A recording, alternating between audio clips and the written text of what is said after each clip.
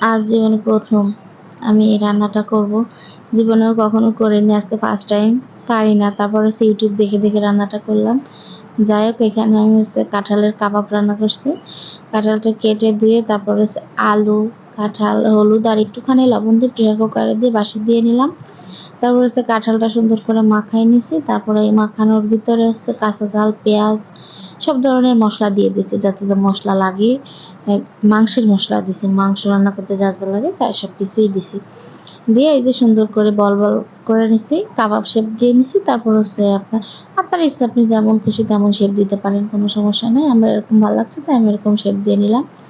তারপরে এই তো ভাজা হয়ে গেল, লাল লাল করে ভেজে নিচ্ছি। তারপর হচ্ছে এই যে মশলাটা কষায় নিলাম।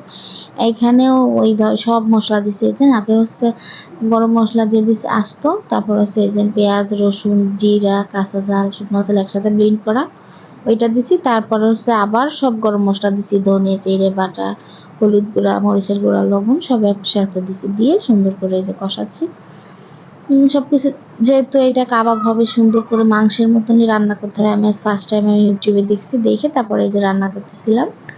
তাই এই যে বলগুলো সুন্দর করে মাংসের মানে মশলার সাথে কষানো, মাংস বুঝছি সরি, মশলার সাথে সুন্দর করে কষায় নেওয়া। কষানোর পরে এই দিন আমার রান্না করা হয়ে গেছে। এই যে আমার রান্নার ফাইনাল লুক, একটু গরম মশলা গুঁড়া দিয়ে উঠাই নিয়েছিলাম।